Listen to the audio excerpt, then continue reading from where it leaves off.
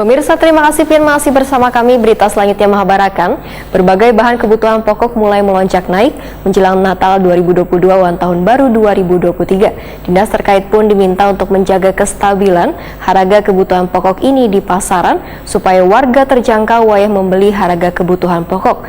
Dikarenakan sudah menjadi kebiasaan harga bahan pokok naik menjelang akhir tahun. Berbagai bahan kebutuhan pokok mulai menanjak naik menjelang Natal 2022 dan Tahun Baru 2023. Dinas terkait pun diminta untuk menjaga kestabilan harga kebutuhan pokok ini di pasaran. Ketua Komisi 2 DPD Banjarmasin Awan Subarkah, Waitokuni Prima TV jelang tengah hari Senin 13 Desember 2022 meminta pemerintah Kota Banjarmasin melalui berbagai instansi terkait untuk menjaga stabilitas harga bahan pokok menjelang akhir tahun. Dikarenakan sudah menjadi kebiasaan harga bahan pokok naik. Politisi PKS ini menyatakan kestabilan harga ini harus terjaga supaya warga terjangkau wayah membeli harga kebutuhan pokok. Awan Subarkah meminta pemerintah kota memantau ketersediaan bahan pokok serta harganya agar warga bisa tenang dengan kepastian kecukupan persediaan bahan pokok di kota Seribu Sungai ini. Awan Subarkah menegaskan beberapa bahan pokok nangkai baras lokal harganya meningkat, bahkan menjadi salah satu penyumbang inflasi tertinggi lantaran harganya sampai mencapai Rp20.000 saliternya. Kada hanya baras, harga hintalu, daging ayam, serta berbagai macam sayuran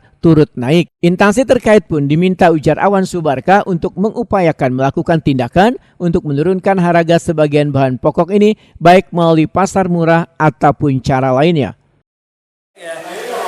Jadi sekarang ini kan sudah memasuki bulan terakhir di tahun 2022 ya.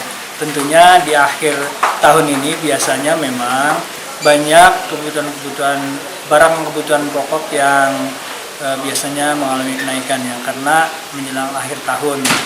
Apalagi juga diakhiri dengan biasanya liburan menjelang akhir tahun, kemudian masuk ke tahun baru.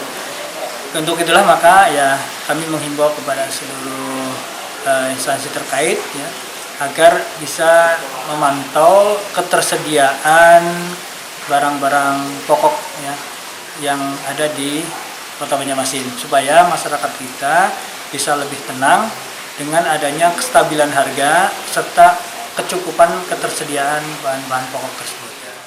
Awan Subarkah meminta pula pemerintah kota untuk kada segan-segan menindak oknum pedagang atau distributor yang mencoba mempermainkan berbagai harga bahan kebutuhan pokok ini.